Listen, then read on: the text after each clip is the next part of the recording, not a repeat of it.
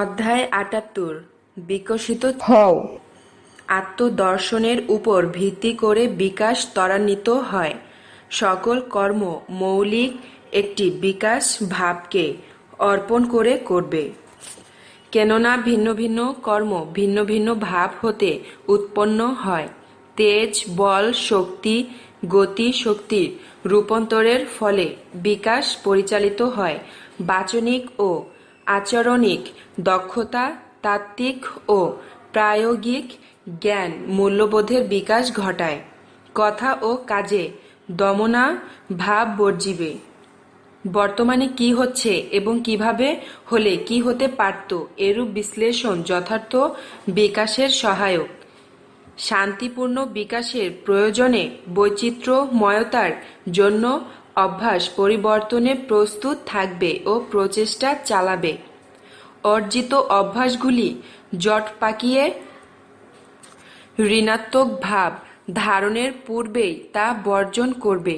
তবেই তুমি স্বচ্ছ ও পরিচ্ছন্ন জীবনযাপন করতে পারবে।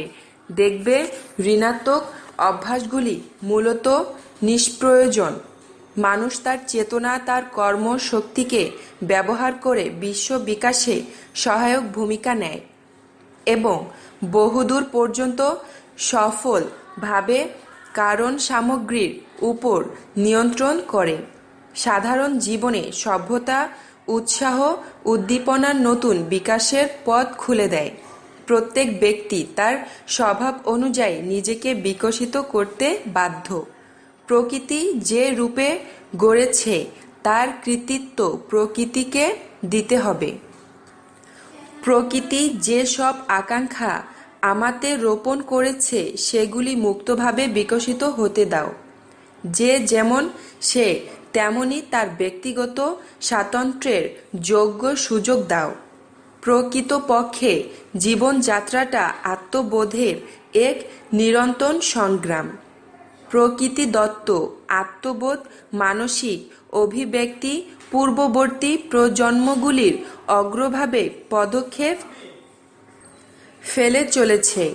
মানবিক সত্তা একটি চেতনা যা শিক্ষণ প্রক্রিয়ায় ক্রমে জড়িত হয় মা বাবা, আত্মীয় স্বজন, বন্ধু বান্ধব, বিভিন্ন প্রতিষ্ঠান ও কর্ম পরিবেশে। এই সামাজিকীকরণ প্রক্রিয়ায় কর্তৃত্ববাদী ও সমতাভিত্তিক সম্পর্ক গড়ে ওঠে। সকল ক্ষেত্রেই কর্তৃত্ববাদী সম্পর্কের পরিসরও ক্ষুদ্র হয়ে সমতাভিত্তিক মূল্যবোধের বিস্তার ঘটে। প্রতিটি মানুষের ব্যক্তিত্বই আলাদা সত্তায় প্রতিষ্ঠিত। বংশগত বৈশিষ্ট্য, পারিবারিক, সামাজিক, সাংস্কৃতিক পরিবেশ ও ব্যক্তি প্রবণতা মানুষকে নিয়ন্ত্রণ করে। মানুষ যখন স্বাধীন তখন সে বিকশিত হতে শুরু করে চিন্তা, জ্ঞান ও মননে। এই বিকাশের মাঝেই সৃষ্টি ও জন্মের সার্থকতা।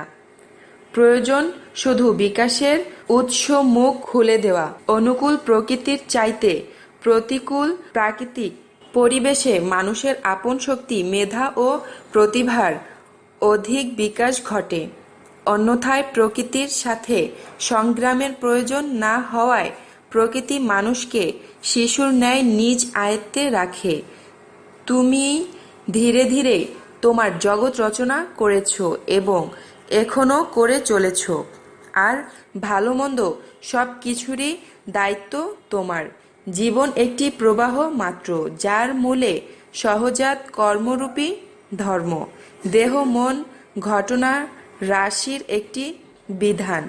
মানুষ প্রকৃতিভুক্ত সত্তা। এই নিয়ম উপলব্ধির মাধ্যমেই জীবনের সার্বিক বিকাশ করা যেতে পারে।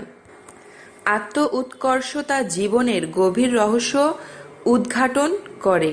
চেষ্টা ও উদ্যম মানুষের ধ্যান ধারণা মানস জীবনে পরিবর্তন ঘটায়। আত্মবিকাশই শ্রেয়। রক্ষণাবেক্ষণের উপর অস্তিত্ব নির্ভরশীল। ব্যক্তিগত প্রেরণা ও ব্যক্তিগত মর্যাদার স্বীকৃতি মানুষের স্বাভাবিক পুষ্টি ও বিকাশের পূর্বশর্ত। প্রত্যেকে নিজ জ্ঞান ও অনুযায়ী জগতের বিশ্লেষণপূর্বক জীবন অতিবাহিত করে। বৃহত্তর কল্যাণের লক্ষ্যে জীবন গঠন এক পরম পবিত্র দায়িত্ব। মনোদৈহিক সুসমন্বয়ে যথার্থ আত্মোপলব্ধি ঘটে। দেশ কাল নিমিত্তের মধ্যে মনোদৈহিক সংগ্রাম সার্বিক বিকাশের সূচনা ঘটায়। ব্যতিক্রমী বিষয়ের সঙ্গে সংযোগ স্থাপন করতে হলে আপন যুগের সঙ্গে আগে সাযুজ্য রক্ষা করে চলতে হবে, এবং যখন আমরা তা করতে পারব তখনই ভবিষ্যৎকে প্রভাবিত করার যোগ্যতা অর্জন করব। সৃজন শক্তি, বিশ্বাস, যুক্তি নির্ভরতা ও নৈতিক বোধে মানবতার বিকাশ ও বৃদ্ধি ঘটে। ক্রমবিকাশ কোনো শক্তি নয়, বরং একটা নিয়ম, কোনো কারণ নয়, একটা আইন। প্রত্যেক বস্তুই আত্মবিকাশের জন্য উন্মুখ, প্রতি অণু মহত্ত্ব লাভের প্রয়াসী। জীবন এই গতিবেগ ব্যতীত সূচনা করে মৃত্যুর। যে দেশে গুণের সমাদর নেই, সে দেশে গুণী জন্মাতে পারে না। বিকাশের ক্ষেত্র না পেলে প্রতিভা ও শক্তি ক্রমশ ম্লান হয়ে বিনষ্ট হয়। সারাক্ষণের গৃহবধূ হয়ে যৌবন কাটানো প্রাণশক্তির অপচয়। ইতিহাসে অনেক জাতি নারীদের মানসিক ও নৈতিক সংরক্ষণ প্রবণ ক্ষমতার বিকাশ না ঘটানোয় এবং প্রগতির জন্য ব্যবহার না করায় অকাল পতন ঘটেছে। মানবদেহে যেমন 2 চোখ 2 হাত 2 পা সমাজ দেহে তেমনি নর ও নারী। যে দেহে 1 চোখ কানা, 1 হাত নুলা, 1 পা খোড়া, সে দেহ বিকলাঙ্গ। নারী জাতির সুষ্ঠু উন্নতি ব্যতীত সমাজকে সমুন্নত বলা যায় না। কোনো দেশের অবস্থা সে দেশের নারী জাতির অবস্থা হতে প্রতীয়মান হয়। পুরুষ জাতির অবস্থার যতই উন্নতি হোক, নারী জাতি নিরক্ষর ও অনুন্নত হলে দেশকেও অনুন্নত বলতে হবে। প্রত্যেক সমাজের নিজের ভেতরেও এই একই কথা। পুরুষতন্ত্রের মাঝখানে নারী হারিয়ে গেলে, শোষণতন্ত্রের জাতাকলে শ্রমিক হারিয়ে গেল, আর ধর্মের বিশ্বভিক্ষার মধ্যে গোটা মানব প্রজাতিটি হারিয়ে গেল। কোনো জাতির পচন শুরু হয় তার জনগণের ঘর থেকে। যে সমাজে মানুষের চিন্তার, বলার এবং লেখার স্বাধীনতা নেই, সে সমাজ পঙ্গু ও পচা। যে সমাজে স্বাধীনতা নেই, সেখানে মনের কথা কেউ মুখে বলে না। আত্মরেখে ধর্ম চাপের মুখে মিথ্যা বলতে বলতে কপটতা রপ্ত হয়। অতি নিয়ন্ত্রিত সমাজে ভণ্ডেরা সাধু সাজে এবং সাধুরা বনে যায়। অনেক সূক্ষ্ম বিষয় ধারালো তরবারির ন্যায় তীক্ষ্ণ। যদি ঢাল না থাকে তবে পলায়নই উত্তম। মানুষ আত্মাহীন জড় পদার্থ নয়। রুদ্ধ বিশ্বাস আর রুদ্ধ বাক কঠোরতার খড়গ সব সময় তার উপর ঝুলতে থাকলে তার বিকাশ প্রাচীন চীনা রমণীর পায়ের মতোই রুদ্ধ হয়ে থাকবে। আমাদের জমি ক্ষুদ্র, লাঙ্গল ক্ষুদ্র, গরু ক্ষুদ্র। এত ক্ষুদ্র নিয়ে যাদের জীবনযাত্রা, তাদের হৃদয় বিশাল না হওয়াই স্বাভাবিক। যতটুকু যার দৃষ্টি, ততটুকুই তার দুনিয়া। এই সকল ক্ষুদ্রতার বন্ধন ছিন্ন করেই আমাদের জাতীয় জীবন মহান করে তুলতে হবে। প্রত্যেক মানুষের স্ব মর্যাদা ও শ্রেণীর প্রতি লক্ষ্য রাখো। ছাঁচে ঢালা মনুষ্যত্ব কখনো টেকে না। সজীব মনের তত্ত্বের সঙ্গে বিদ্যার তত্ত্ব যদি না মেলে, তাহলে হয় একদিন ছাঁচ হবে ফেটে চুরমার, নয় মানুষের মন যাবে মরে আড়ষ্ট হয়ে কিংবা কলের পুতুল হয়ে দাঁড়াবে। এটা প্রকৃতপক্ষে সত্যি কথা যে জনতার অনেক মাথা আছে, কিন্তু তাতে কোনো মগজ নেই। সব লোকের ঘাড়েই মাথা আছে, কিন্তু মস্তিষ্ক নেই। মাথাওয়ালা মানুষ তো অনেকেই আছে, কিন্তু মস্তিষ্ক সম্পন্ন মানুষ খুঁজে পাওয়া মুশকিল।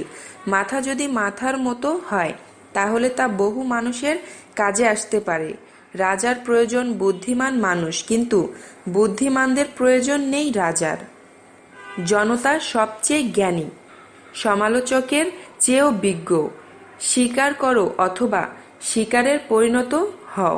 দৈনন্দিন জীবনের প্রতিপত্তির জোরেই বিকাশ লাভ হয়। সভ্যতার জীবনচক্রে প্রথমে অধিকার স্থাপন, অতঃপর অধিকার সংরক্ষণ এবং সবশেষে পতন অনিবার্য। বিকাশের ধারা পূর্বাবস্থাকে বহন করে, ভবিষ্যতের ক্ষেত্র প্রস্তুত করে। প্রত্যেক সম্প্রদায়ের দৃষ্টি ওই দিকেই নিবদ্ধ থাকে যেদিকে সে রুচিকে একদিন আকৃষ্ট করেছিল। মানব প্রগতির নিয়মই হল ক্রম বিকাশ। ধীরে ধীরে অথচ দৃঢ়পদে অগ্রসর হয়েছে নিম্নতর রূপ থেকে উচ্চতর রূপে। সমাজের অগ্রগতির সঙ্গে সঙ্গে মানুষের ব্যক্তিত্ব ও নিজস্বতা প্রতিষ্ঠিত হয়। প্রতিষ্ঠিত জ্ঞাতিত্ব ব্যবস্থার মৌলিক পরিবর্তন ঘটানোর জন্য সমাজের মধ্যে ব্যাপক মাত্রার পরিবর্তন ঘটানো প্রয়োজন। মানব জাতিকে সুউন্নত করে তোলার কাজে বিপুল অবদান রয়েছে মানুষের কল্পনার শক্তির। ছোট একটা জায়গা থেকে শুরু করে কি অক্লান্ত পরিশ্রমের মধ্য দিয়ে মানুষের বুদ্ধিমত্তা তাকে পৌঁছে দিয়েছে সভ্যতার আঙিনায়। ভাবলে বিস্মিত হতে হয়। মানুষের সমাজে একজনের পাপের ফলভোগ সকলের ভোগ করে নিতে হয়। কারণ অতীতে ভবিষ্যতে দূর দূরান্তে হৃদয়ে হৃদয়ে মানুষ যে পরস্পর গাথা হয়ে আছে। পতিতার পল্লী আর পোপের গির্জা অনন্তের সৃষ্টি। কেননা বিশ্বশক্তির সমষ্টি সর্বদা সমপরিমাণ। দেশের কাজের মধ্যে একটি কাজই শ্রেষ্ঠ, জনসাধারণকে আত্মশক্তিকে প্রতিষ্ঠা দেওয়ার শিক্ষা দেয়া। সমজাতি হতে সমজাতীয় রুচি লাভ হয়। কোনো জাতি বা দেশকে শুধু তার সীমান্ত রক্ষা করলেই চলবে না, তার শুভ বুদ্ধিকেও রক্ষা করতে হবে। জাতি তার স্বাধীনতা রক্ষা করবে, আর শিল্পী ও বুদ্ধিজীবীরা রক্ষা করবে চিন্তার ও আত্মার স্বাধীনতা। যে কোনো জাতির আসল সম্পদই হলো তার লোকবল, তার ধন সম্পদ। সিল্ক, তুলা বা সোনা নয়। আমরা ইচ্ছা করলে প্রতি বছর মেজর এবং অফিসার তৈরি করতে পারি, কিন্তু বুদ্ধিজীবী তৈরি করতে পারি না। বুদ্ধিজীবীরাই দেশের সম্পদ, তারাই দেশকে তুলে ধরে। জাতীয় চেতনা দৃষ্টিভঙ্গির ব্যাপার। একটি জাতির মধ্যে প্রতিভাবান লোক খুব কমই থাকে। জাতির চরিত্র নির্ধারণ করে ওই প্রতিভাবানরাই। তাদের স্বজাত্যবোধ দিয়ে মানুষের মনই শক্তির মূল ভিত্তিভূমি। তাই আমাদের সকলে যাতে শান্তিকামী হয়ে সকল মানুষের কল্যাণ কামনা করি, সেই চেষ্টাই করতে হবে। আমরা যুদ্ধ চাই না, শান্তি চাই। এতে জগতে প্রত্যেক জাতির কল্যাণ হবে। পৃথিবী মানুষের ভোগের জন্য, এ ধারণা বাদ দিতে না পারলে মানুষের অস্তিত্ব টিকিয়ে রাখাই কঠিন হয়ে উঠবে। বিকাশ পথের ক্ষণিক ঘটনা মাত্র। প্রকৃতি প্রলয়ে সূক্ষ্ম হতে সূক্ষ্মতর হয়ে পূর্বের মতো সংযোগে ক্রমবিকাশ লাভ করে। অনন্তকাল এইরূপ তরঙ্গের মতো প্রকৃতি সামনে পেছনে আন্দোলিত হচ্ছে। প্রভেদ কেবল প্রকাশের তারতম্যে।